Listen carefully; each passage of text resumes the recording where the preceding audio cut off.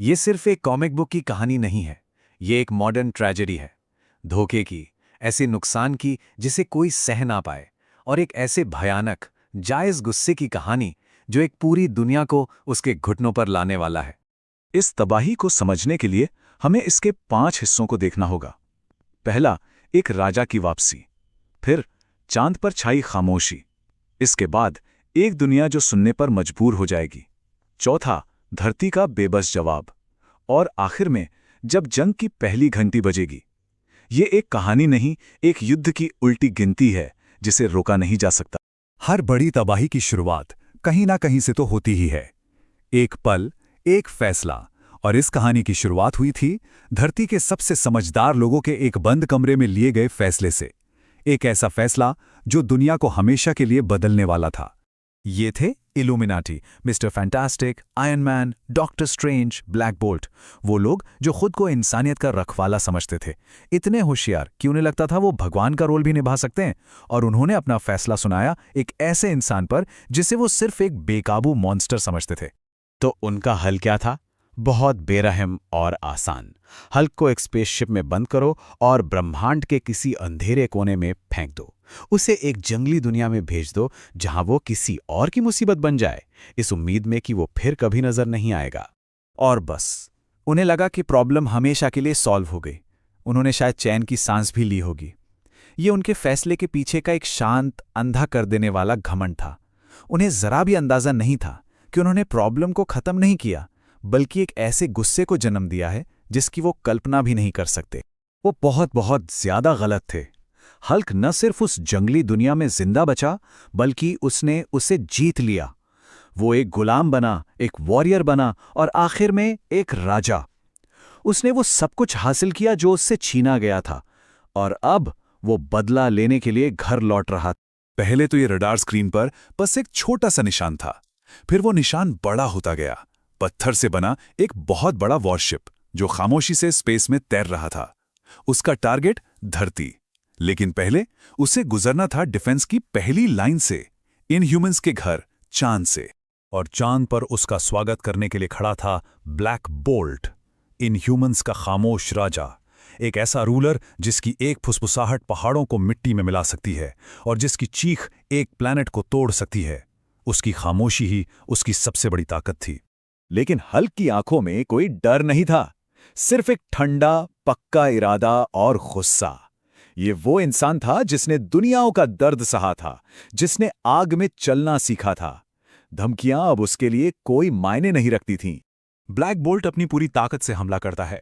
एक ऐसी sound wave जो चांद की सतह को चीर कर रख दे। एक ऐसी पावर जो किसी भी चीज को तबाह कर सकती है।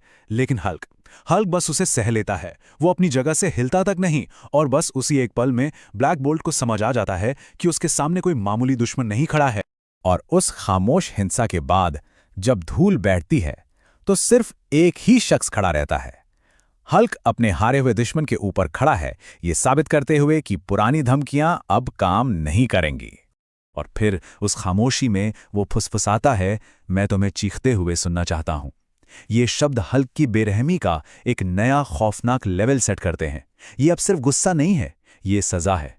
वो उन्हें तोड़ना चाहता है, ठीक वैसे ही जैसे उसे तोड़ा गया था। चांद पर जीत हासिल करने के बाद पत्थर का जहाज धरती के एटमॉस्फेयर में घुसता है। ये मैनहट्टन के ठीक ऊपर आकर रुक जाता है और उसकी परछाई पूरे शहर को ढक लेती है। नीचे सड़कों पर शोर एकदम से खामोशी में बदल जाता है, और फिर दुनिया भर की हर स्क्रीन पर एक चेहरा नजर आता है, और वो अपनी कहानी सुनाता है। एक ऐसी कहानी जो देश निकाले से शुरू हुई, जहां उसे एक जंगली दुनिया में लड़ने के लिए मजबूर किया गया। वो एक गुलाम बना, फिर अपनी ताकत से एक वॉरियर, और आखिर में उसने इज्जत और एक सिंहासन जीता। वो राजा बन गया। उसे प्यार मिला, एक पत्नी मिली, एक अजन्मा बच्चा, एक भविष्य मिला। और फिर जिस जहाज ने उसे वहां भेजा था वो फट गया और उसकी पूरी दुनिया को राख में बदल दिया। उसकी मांग बिल्कुल साफ है, जिसमें समझौते की कोई गुंजाइश नहीं।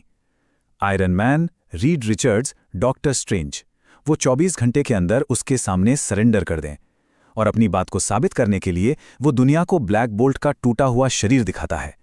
ये कोई चेतावनी नहीं है, ये एक वादा है। जैसे ही ये मैसेज खत्म होता है, पूरी दुनिया में दहशत फैल जाती है। शेयर बाजार गिर जाते हैं, शहरों में दंगे होने लगते हैं। दुनिया के हीरो जो ना जाने कितने खतरों का सामना कर चुके हैं, अब एक ऐसे खतरे का अंदाजा लगा रहे हैं जिसके लिए वो बिल्कुल तैयार नहीं है।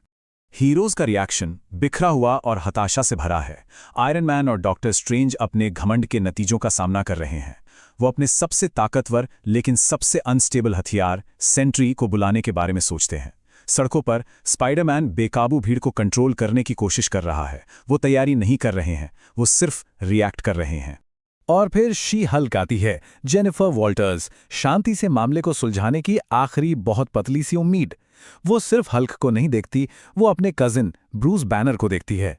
उसे उम्मीद है कि परिवार का रिश्ता उस गुस्से को भेद सकता है जिसे कोई और नहीं भेद सकता। वो ये नहीं जानती कि ब्रूस बैनर शायद अब सुन भी नहीं रहा है। लेकिन शांति का समय अब खत्म हो चुका है। पहली बड़ी टक्कर के लिए स्टेज तैयार है, जब आयरन मैन एक नए और भी बड़े हल्क बस्टर आर्मर में नीचे उतरता है। जरा इन दोनों के बीच का फर्क देखिए। एक तरफ है एक आदमी जो अपनी गलती के एहसास से बनी एक मशीन के अंदर कैद है, और दूसरी तरफ इंसाफ के गुस्से से भरी हुई कुदरत की एक ताकत। ये लड़ाई दो दुख भरी सोच की टक्कर है, और दोनों एक ही भयानक फैसले से पैदा हुई हैं। टोनी स्टार्क जिम्मेदारी का बोझ महसूस कर रहा है, जबकि हल्क उसी बोझ को एक हथियार की तरह इस्तेमाल कर रहा है। जंग का पहला वार, एक ऐसा मुक्का जो पूरे शहर को हिलाकर रख देता है, और इसी के साथ सारी बातचीत खत्म हो जाती है। यही सवाल इस कहानी के दिल में है। क्या हीरो अपने किए कामों के नतीजों से बच सकते हैं, या फिर हल्क का गुस्सा, चाहे वो कितना भी विनाशकारी क्यों ना हो, असल में इंसाफ का ही एक रूप है? ये एक सवाल है जिस पर सोचना बनता है।